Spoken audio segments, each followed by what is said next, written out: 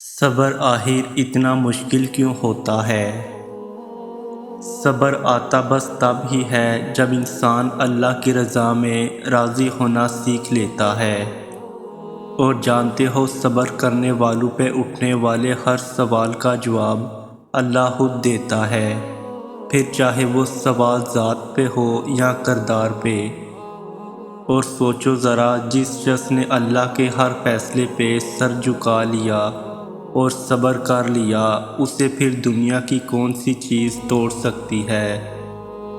بس پھر لوگوں کا ڈر ختم ہو جاتا ہے اور ان کی باتیں دکھ نہیں دیتی، کیونکہ تب دل یہ سوچ کر مطمئن ہو چکا ہوتا ہے کہ اللہ کافی ہے۔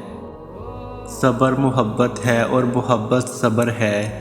جس نے محبت کرنا سیکھ لیا، اس نے شہرت تک کا فاصلہ طے کر لیا، اور جس نے صبر کرنا سیکھ لیا، اس نے اپنے اور اللہ کے درمیان حائل ہونے والا ہر فاصلہ ختم کر دیا۔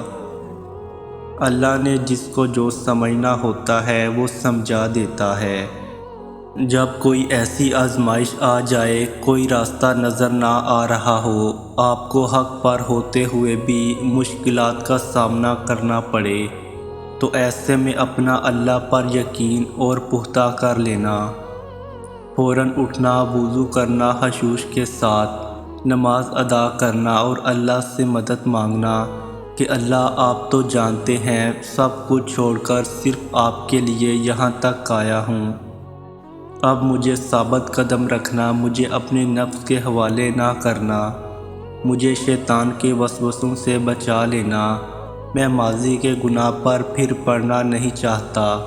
پھر دیکھنا اللہ کیسے تمہاری مدد کرتا ہے، کیونکہ یہ تو صرف تمہارے یقین کی آزمائش تھی، تو تم خوش نصیب ہو کہ اس نے تمہیں ہدایت دی اور اپنے راستے کے لیے چنا۔ جب میرے بندے میرے بارے میں آپ سے سوال کریں تو آپ کہہ دیں کہ میں بہت ہی قریب ہوں، ہر پکارنے والے کی پکار کو جب بھی وہ مجھے پکارے قبول کرتا ہوں۔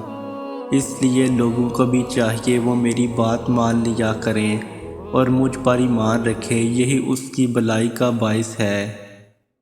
ہدایت اور اللہ کی محبت دو ایسی چیزیں ہیں جو انسان کو مانگے بغیر نہیں ملتی۔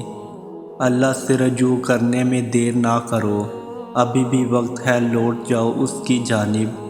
وہ آج بھی تمہاری توبہ کے، تمہارے لوٹنے کے انتظار میں ہے۔ تم اس سے مانگو تو صحیح، وہ کیوں نہیں تمہیں ہدایت نہیں دے گا، وہ کیوں تمہیں اپنی محبت سے نہیں نوازے گا۔ بس پہلا قدم تمہیں اٹھانا اور بہت ساری دعائیں کرنی ہے، پھر دیکھنا وہ کیسے تمہارے لیے راستے بناتا ہے، کیسے تمہارے لیے غیب سے مدد بھیجتا ہے۔